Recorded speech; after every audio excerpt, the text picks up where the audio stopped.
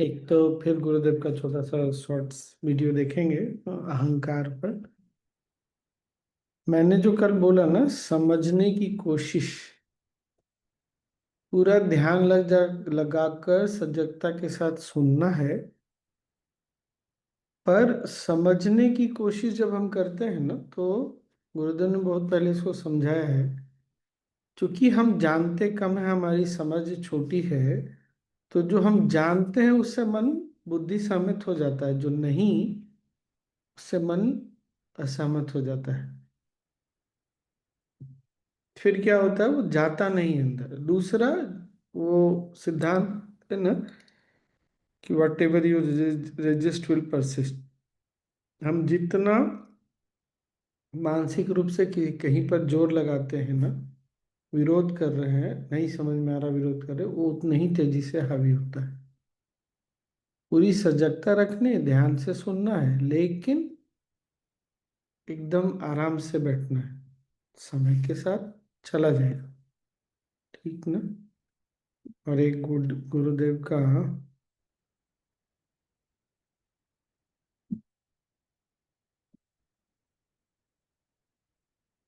is I am somebody, I am different, I am this, I am that. This sort of fence that we put between us and the others. The identity. This is taking a big toll in the world. एक तो क्या हमारी, क्या शुरू में बोला गुरुदेव ने, मैं अलग हूं। अहम भाव क्या है, मैं अलग हूं सबसे पहला। तो अलग हूं, तो हम कुछ न कुछ अपने ऊपर एक पहचान थोपते हैं, जो भी। Have you noticed that we hold on to the identity? We have several identities. We are first and foremost, we are part of one organism, one life force. The second identity is we are human beings. And the third is we are male or female. Fourth is we belong to this religion or this country or that country. All other identities are there. One who is not mine or belongs to me, I keep a distance from them. And I feel threatened by them. This is ego. Ego is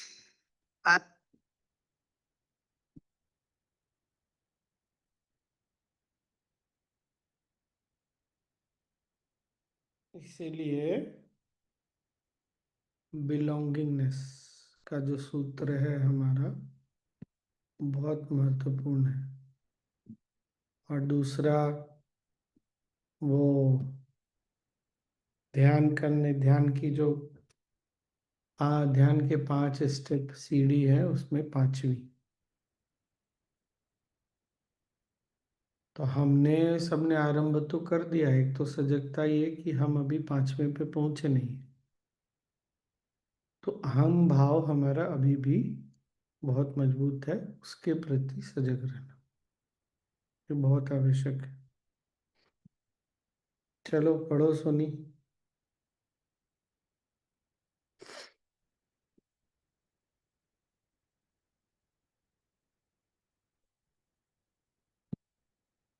unmute कर लो।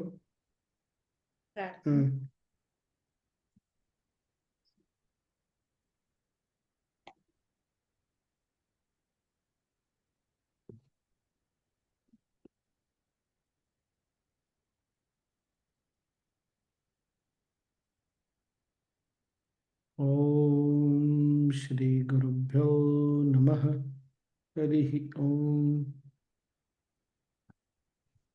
सदाशिवसमारम्भां व्यासशङ्कराचार्यमध्यमाम् अस्मद्श्रीगुरुपर्यन्तां वन्दे गुरुपरम्पराम्।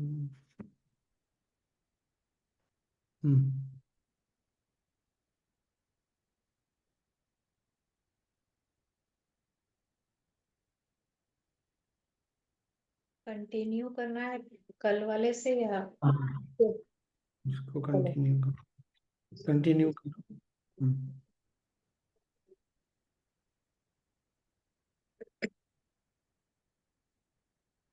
6 मई आज पढ़ना है।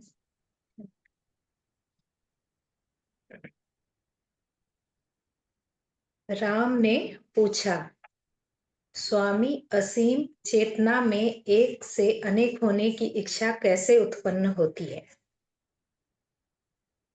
वशिष्ठ ने कहा, मेरे कथन में सौंदर्य तुम्हें तब दिखाई देगा जब तुम्हें सत्य के दर्शन होंगे। शास्त्रों में सृष्टि के संबंध में जो विवरण दिए जाते हैं वे शिष्यों को समझाने के लिए दिए जाते हैं। जब तुम्हें पता लगेगा कि शब्दों से क्या इंगित होता है, तब तुम मायावी शब्दों का त्याग कर दोगे। असीम चेतना में न तो इच्छा ही होती है, न ही भ्रम का आवरण, परंतु वही संसार के रूप में तुम्हारे सामने है। इसका बोध तभी होता है जब अज्ञान मिट जाता है। अज्ञान तभी मिटता है जब इन निर्देशों की सहायता ली जाती है जो शब्दों पर आधारित होते हैं और जिनका वर्णन भी शब्दों के द्वारा होता है। अज्ञान अपने आप को नष्ट करना चाहता है और इसलिए सत्य के प्रकाश के लिए आतुर रहता है। जिस प्रकार शस्त्र ही शास्त्रों को नष्ट करते हैं, धूल ही धूल को साफ करती है, विष का उपचार भी विष ही है और शत्रु सेना का विनाश भी शत्रु सेना ही करती है। उसी प्रकार माया तभी हर्षित होती है जब नष्ट होती है। जिस क्षण तुम माया के प्रति सचेत होगे, उसी क्षण वह अंतर्धान हो जाएगी। बिना आत्मज्ञान के अज्ञान नहीं जाता है और आत्मज्ञान तभी होता है जब धर्मशास्त्रों का अध्ययन गहराई से किया जाता है। अज्ञान के उद्भव का चाहे जो कारण हो, वह आत्मा में ही रहता है। अतः हे राम, इसलिए यह पता लगाने की मत सोचो कि अज्ञान कैसे उत्पन्न हुआ, परंतु इस बात का पता लगाओ कि यह कैसे दूर हो। जब इस अज्ञान या माया का अस्तित्व मिट जाएगा, तब तुम यह भी जान लोगे कि यह कैसे उत्पन्न हुआ।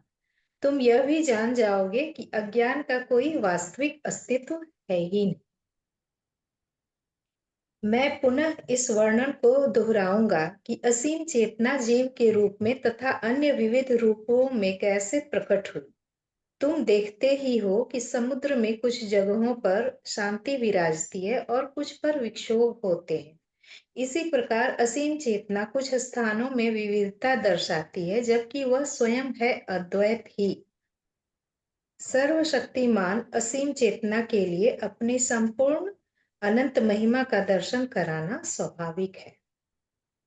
सर्वशक्तिमान असीम चेतना की अभिव्यक्ति का संबंध समय, आकाश और कार्य कारण से भी जुड़ता है, क्योंकि ये उसकी अभिव्यक्ति के लिए अनिवार्य घटक है। इस प्रकार असीम नाम और रूप अस्तित्व ग्रहण करता है, परंतु ये सभी दृश्य अभिव्यक्तियां वस्तुतः असीम चेतना से भिन्न नहीं होती।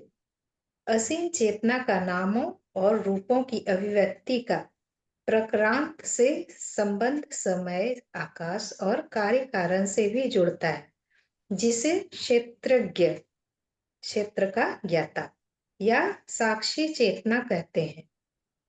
शरीर क्षेत्र है जो शरीर को अंदर बाहर से जानता है और इसके सभी पक्षों को भी जानता है।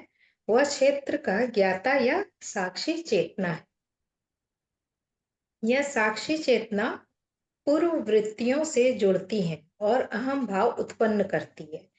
फिर मूर्ख व्यक्ति अपनी सारी सही सोच भी छोड़ देता है और सत्य का अन्वेषण भी, और अज्ञान को आनंद समझकर गले लगा लेता है। वो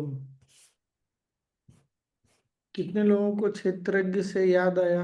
भगवद गीता कुछ लोग पढ़ रहे हैं ना? क्षेत्रज्ञ कौन सा तेरवा अध्याय है गीता का वो? तेरवा तेरवा तेरह। अध्याय। देखिए कितना मिलता जुलता है ना, ज्ञान में समानता सब जगह है। कार्य कारण और सब उसमें है। क्षेत्रज्ञ। तो राम जी का प्रश्न क्या है? क्षेत्र के बारे में। और वशिष्ठ की मुनि क्या बोल रहे हैं? क्षेत्र के बारे में जानने की चेष्टा करोगे तो क्षेत्र में उलझते चले जाओगे, मतलब माया में उलझते चले जाओगे। तुम ये देखो कि क्षेत्रज्ञ की अवस्था में कैसे पहुंचो। जब वहां तुम पहुंच जाओगे तो फिर ये माया अपने आप समझ में आने लगेगी। माया को माया से नहीं समझ सकते। जो गुरुदेव बोलते हैं ना कि मन पर मन से नहीं नियंत्रण किया जा सकता। हम लोग इंट्रो टॉक में ये बात बोलते हैं, you can not control the mind directly from the mind. वो संभव ही नहीं है। तो वही बात वशिष्ठ मुनि यहाँ राम जी को बोल रहे हैं कि अपनी दृष्टि क्षेत्र से हटाओ, क्षेत्रज्ञ पे लेके आओ। क्षेत्रज्ञ तक कैसे पहुंचे इसके लिए ज्ञान है, ध्यान है, जो भी। क्षेत्र के बारे में सोचना बंद करो। तुम्हारा सोचना, हमारा हमारा सोचना ही इस माया को, सस्टेन को हिंदी में क्या बोलेंगे, बनाए रखता है। क्योंकि हम इस माया पर, जो भी माया है उस पर बहुत अधिक ध्यान देते हैं, उसके बारे में सोचते हैं, विचारते हैं, समझने की प्रयास कर रहे हैं, समझते हैं, वही इस माया को बनाकर रखता है।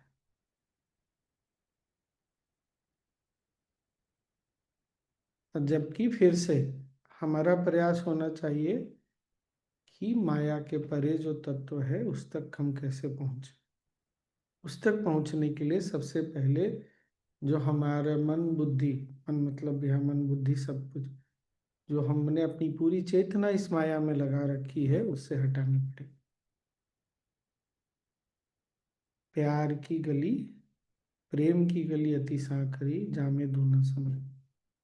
दो एक साथ नहीं हो सकते। या तो माया के साथ माया में रहो, या माया के परे जो तत्व है वहां तक पहुंचो। पढ़ो। और ये लाइन पढ़कर बहुत मतलब अच्छा लगा, हल्का लगा। जिस क्षण तुम माया के प्रति सचेत हो गए उसी क्षण वह अंतर्धान हो जाएगी। इसीलिए इसमें बार बार बोल रहे हैं कि इस शास्त्र पर ध्यान दो, इस इस पर चिंतन मनन निधि ध्यान, तब तुम माया से हटोगे।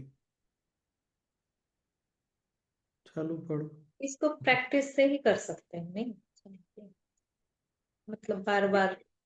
सबसे पहला एक तो जो चीज जैसा है उसको स्वीकारना इसीलिए बहुत जरूरी है।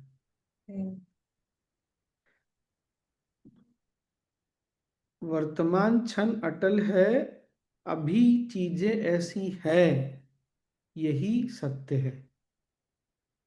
हमारी बुद्धि, हमारा मन जो देख रहा है वो सत्य, उसको अभी छोड़ दो। वैसे उसके बारे में सोचना विचारना, ऐसा क्यों है, लोग ऐसा क्यों करते हैं, मेरा मन क्यों भागता है, भागता है, लोग ऐसा करते हैं, दुनिया में ऐसा हो रहा है, होता है। तब जो है ना माया के प्रति सजग, अब ये ऐसा क्यों होता, यही तो माया है।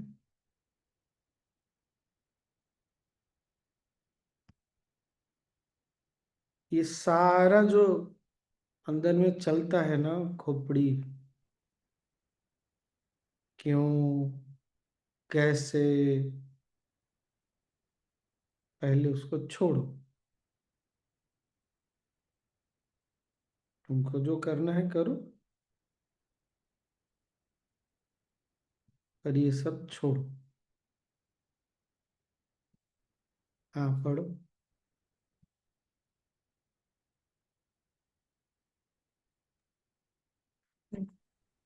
7 मिनट का।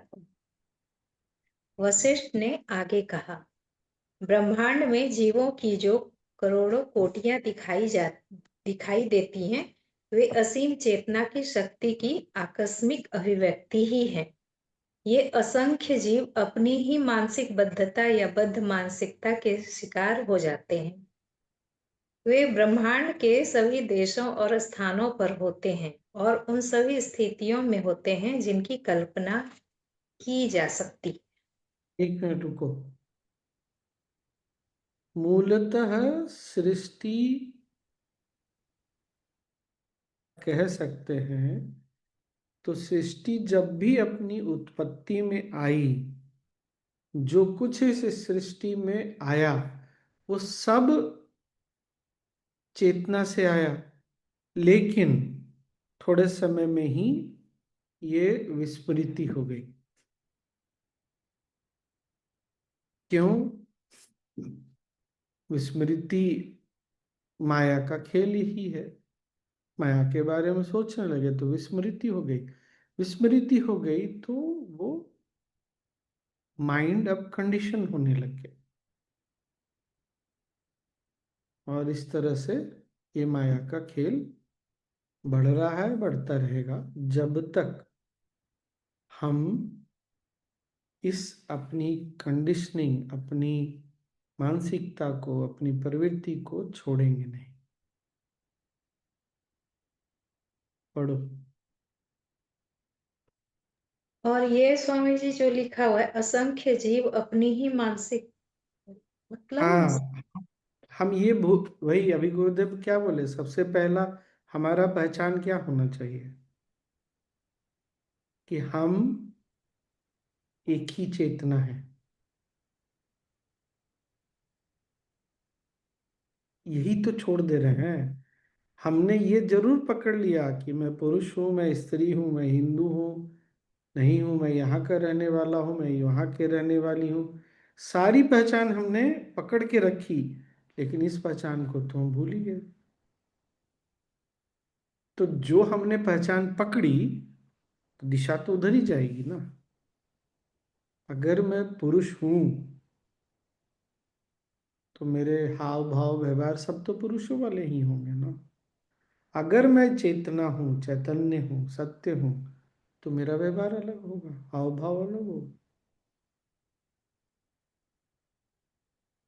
मतलब कि ऐसा सोच रहे हैं जो सामने है वो होते जा रहा है, ये चीज। बाप रे। हम चूंकि चेतना है, तो जो हम जिधर अपनी दृष्टि ले जाएंगे वो चीज आगे बढ़ती जाएगी।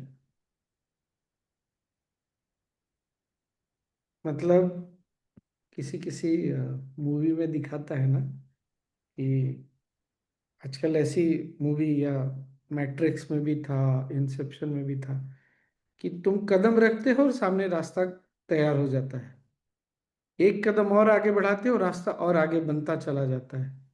कितनी इस तरह की मूवी आ रही है आजकल। यही हो रहा है।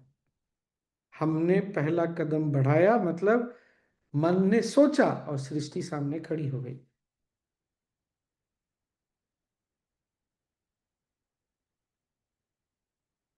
ये स्वामी सृष्टि कितने की सोचों का परिणाम है, ये सृष्टि हाँ, है। पर सबकी अपनी अपनी दुनिया है ना।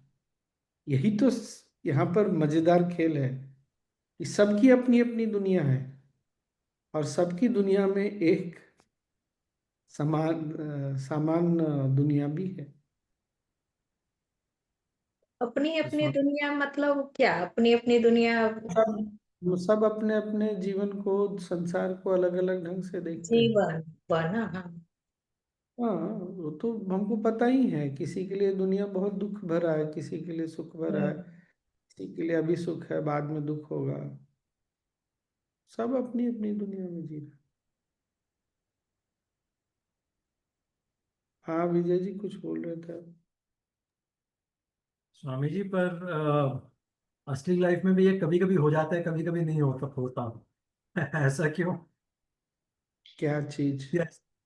जैसे कई बार हमारे साथ भी होता है कि आप वो सोचने लगते हैं तो वैसे ही आपको ऐसा है ना, रास्ते मिल। ने जो अभी दिख रहा है कि अभी हमने एक कदम आगे बढ़ाया, पहले भी तो कदम बढ़ा चुके हैं ना। उसका हम्म। परिणाम अभी ये है, और उसका परिणाम अब सामने दिख रहा है। हम्म। यही बात दूसरे अध्याय में बहुत स्पष्ट रूप से समझाई गई है, जो हमने योग वशिष्ठ के सेशन में फिजिकली डिस्कस किया था, कि मैं तुमने एक्चुअली पिछले पिछले और आज के कर्म में निरंतर संघर्ष चलता है। जो शक्तिशाली होगा, विजयी उसी की होगी, मतलब फल उसी का निकलेगा। और उसका फल भी माया है, और अभी का फल भी माया है। मुझे बिल्कुल याद आ गई स्वामी जी, आपने बात बताई थी, और मतलब काफी अच्छी तरीके से याद है कि और ये आप मतलब फ्री विल उसी को ही कहते हैं। आपने साथ में ये भी बोला था कि आप आज अपने प्रारब्ध को चेंज कर सकते हो, यही आपने शेयर किया था, जितना याद है। क्योंकि आपने अपना एक और अपना एग्जांपल भी दिया था, मुझे याद है कि वो शायद कोई टिकट थी आपकी बुक होनी, वो 4 लोगों की हो गई, आपकी उस समय नहीं हो पाई थी। फिर आपने कहा था कि मतलब मेरे सामने ऑप्शन दिया तो मैं छोड़ दूं या आई स्पेंड मनी, और मैं तो लेकिन जोर मैंने दिया मनी स्पेंड किया और मैं गया था तो मतलब। हाँ, पढ़ो, सभी पढ़ो अभी उसको। बस ये ध्यान रखना है कि कभी पीछे का कदम बढ़ाया हुआ का परिणाम दिख रहा है, कभी अभी का परिणाम दिख रहा है। पर अभी जो सोच है जिसके कारण हमने कदम बढ़ाया, वो भी पीछे का ही कदम का परिणाम है। ये बात समझ में आई क्या सबको? हाँ, पढ़ो। कुछ तो इस युग की नई सृष्टि के अंश हैं और कुछ अत्यंत प्राचीन। कुछ का जन्म 2-4 बार ही हुआ है और कुछ का जन्म असंख्य बार हो चुका है। कुछ मुक्त हैं, कुछ घोर कष्टों में डूबे पड़े हैं। कुछ देव वर्ग के हैं, कुछ किन्नर गंधर्व आदि वर्ग के, और कुछ इस वक्त ब्रह्मांड के अधिष्ठाता देवता हैं। कुछ दानव हैं और कुछ प्रेत हैं। कुछ 4 वर्णों के लोग हैं और कुछ प्राचीन आदिवासी असभ्य जातियों के सदस्य हैं। कुछ घास पात और जड़ी बूटी के रूप में है, कुछ पत्तों जड़ों फलों के रूप में है, कुछ लताओं के रूप में है और कुछ फूलों के रूप में जीवित हैं। कुछ राजा महाराजा हैं और कुछ शाही पोशाकों में दीवान मंत्री हैं। कुछ चीथड़ों या पेड़ों का छाले लपेटे हैं। कुछ सांप हैं, कुछ कीड़े मकोड़े, कुछ शेर बाघ आदि की तरह पशु हैं और कुछ घोड़े गधे हाथी आदि हैं।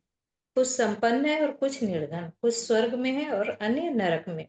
कुछ नक्षत्र जगत के मध्य में है और कुछ ठूंठ वृक्षों के छिद्रों में वास करते हैं। कुछ मुक्त संतों के बीच हैं और कुछ मुक्ति प्राप्त ऐसे संत हैं जो शरीर चेतना से ऊपर उठ चुके हैं। कुछ प्रबुद्ध हैं और कुछ मंदबुद्धि।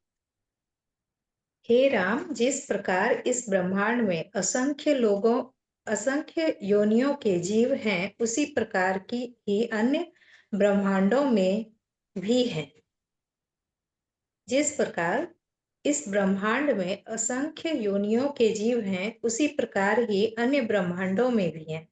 उनके शरीर उन ब्रह्मांडों की परिस्थितियों के अनुरूप कुछ भिन्न होते हैं, परंतु वे सभी अपनी बद्ध मानसिकता से ग्रस्त होते हैं। ब्रह्मांड में ये सभी जीव विचरण करते हैं। कभी ये ऊपर उठते हैं और कभी नीचे गिरते हैं, और मृत्यु इन्हें गेंद की तरह खेल खिलाती है। अपनी असंख्य इच्छाओं और आसक्तियों से बंधे होने, फलतः परिसीमित होने के कारण ये एक शरीर से दूसरे शरीर में प्रविष्ट होते रहते हैं। ऐसा ही ये तब तक करते रहेंगे जब तक इन्हें अपनी आत्मा के संबंध में वास्तविकता का बोध नहीं होता। यह वास्तविकता असीम चेतना ही है। आत्मज्ञान प्राप्त करने के बाद ये सभी मुक्त होंगे, इनका भ्रम नष्ट होगा और ये जन्म मरण के चक्र से छूट जाएंगे। इस प्रकार 9वां दिन समाप्त हुआ और सभी विसर्जित हुई। ये ब्रैकेट में लिखा हुआ है।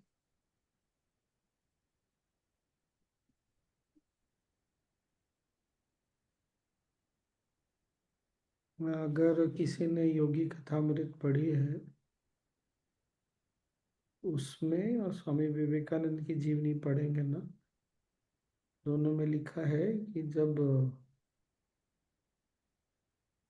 एक बार गुरु के कृपा से परमहंस योगानंद जी को भी वो अनुभव मिला, तो ऐसा लगा पूरा संसार घूम रहा है और धीरे धीरे विलीन होता जा रहा है, अगर किसी को याद आता है तो।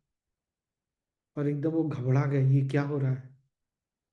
तो गुरु बोले ठीक है, रहने दो अभी, बाद में। स्वामी विवेकानंद जी के साथ भी मतलब हमको उसके लिए अपने आप को तैयार करना है, शरीर से, मन से, बुद्धि से। हमारा छोटा सा कोई चीज छू कहीं खो जाता है, नष्ट हो जाता है, तो हम इतने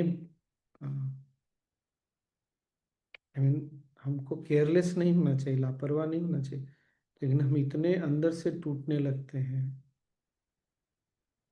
इसको गलत ढंग से नहीं लेना है। जीवन में कोई किसी की मृत्यु हो जाए कोई, तो हम इतने टूटने लगते हैं।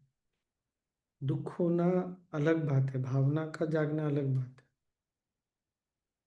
लेकिन उसको एकदम अंदर इतना जीन तक ले जाना, तो फिर ये दुनिया ही अगर पूरी गायब होने लगेगी तो हम कैसे संभालेंगे अपने मन या अपने आप को? फिर सोचिए, हम अभी बैठे हैं, सब लोग कहीं ना कहीं तो बैठे हैं, पता चले जहां बैठे हैं वही समाप्त होने लगा, आधार ही नहीं है कुछ हमारा, शरीर भी नहीं अब रह रहा, तो हम संभालेंगे कैसे अपने मन को? किसी का बोलना हमको इतना बुरा लगता है, किसी का नहीं बोलना बुरा लगता है। हम कई कई दिन तक, अब तो पहले से कम हो गया, लेकिन कई कई दिन तक दुखी रहते हैं, तो कैसे फिर मन संभाल पाएगा?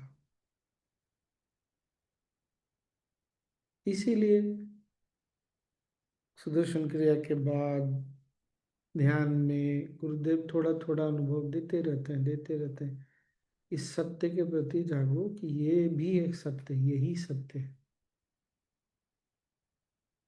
और चूंकि वो सत्य के बार बार संपर्क में हम आते हैं, तो ये सब जो बंधन है ना, वो ढीला पड़ने लगता है। कुछ बंधन छूट गए, कुछ ढीले पड़ गए, कुछ अभी भी बाकी है। ये बात ठीक लगी? इसलिए साधना नहीं छोड़ सकते, एडवांस कोर्स नहीं छोड़ सकते, ज्ञान चर्चा नहीं छोड़ सकते। आई मीन कभी छूट जाए कोई बात नहीं,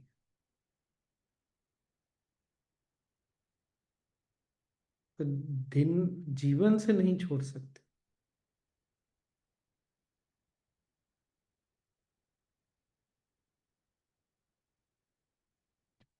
आज इतना ही रहने देते। अच्छा रहा नहीं? बहुत बढ़िया। योग वैसे सच में बहुत सुंदर है, अद्भुत, बहुत ही सुंदर है। एक बीच में लिखा हुआ है स्वामी जी ने, जिस प्रकार इस ब्रह्मांड में असंख्य योनियों के जीव हैं, उसी प्रकार ही अन्य ब्रह्मांडों में भी है। उनके शरीर उन ब्रह्मांडों की परिस्थितियों के अनुरूप कुछ भी नहीं होते हैं। ये इसके बारे में वो मतलब जिस हम पृथ्वी पे हैं, तो पहले तो बात हुई है, याद होगा ना, पृथ्वी मतलब पे, और पृथ्वी भी तक बहुत क्या उसका, उसकी बहुत अधिक प्रधानता है। अब अन्य अन्य अन्य लोकों में जो 14 लोक हैं, उसी तरह कितनी से कहीं पर प्रकाश का बहुत ज्यादा प्रबुद्धता होगा, तो वहां जो भी जीव रहता है वो प्रकाश के रूप में रहते हैं। ऐसे पानी में जो जीव रहता है वो हमसे तो निश्चित रूप से अलग होगा, सागर में जो बहुत गहरे रहता है। आपको पता है शार्क का जो दांत होता है, वो जैसे मशीन से चालू चलाने वाले आरी होते हैं ना, वैसा होता है। वो ऐसे घूम, मतलब उसका दांत कभी खत्म ही नहीं होता। अब हम सोच ही नहीं सकते, हमारा तो एक दांत टूट जाए, आधा टूट जाए तो परेशानी।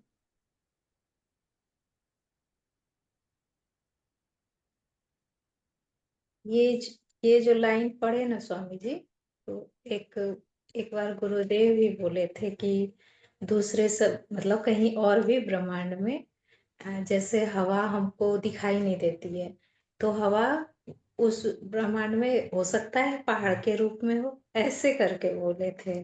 तो हाँ ये- हाँ, मायावी दुनिया होगी वो।